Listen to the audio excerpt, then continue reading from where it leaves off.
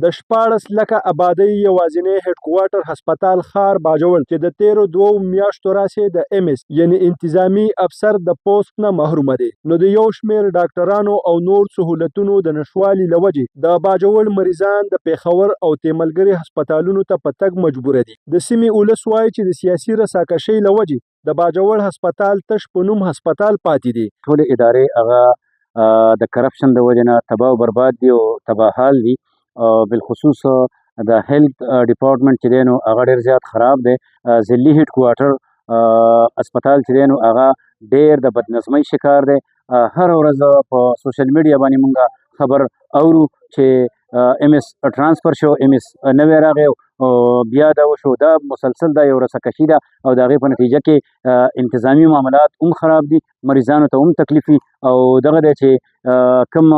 ضروري آلات دي په هسپتال کې نو هغه هم نشته، ایم آر آی مشین نشته، نور ضروري چیزونه هغه نشته، سی ټي سکین نشته او د ایم اس چې نه وي ظاهره خبره ده چې د یو کور مشر نه وي نو هغه به کور به څنګه ترقي وکړي. په دې یقین وکړه چې په هسپتال کې چاته سیرن چره چې د هغې قیمت 2-3 روپۍ دی، صرف د دې لپاره دی بارګینګ لپاره چې ایم اس لاړی او ایم اس راغی، ایم اس روپۍ ورکړې او ایم اس روپۍ ورنکړې. دغه دپاره دی نور په هسپتال کې د ډسپرین ګولۍ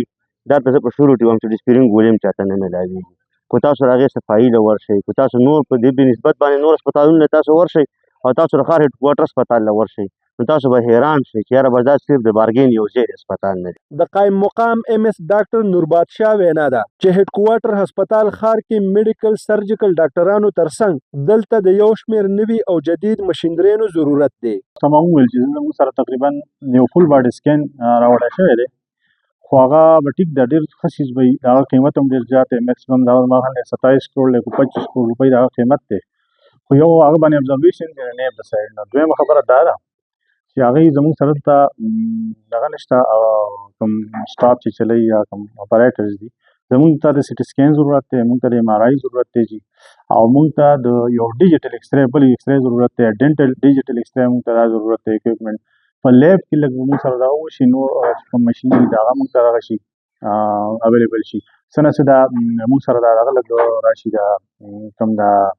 فریزر چې کوم دي ډېر بعضې څیزونه موږ فریز کوو، لکه په ګایني کې زموږ سره یو فریزر ضرورت دی چې راشي. نو دغه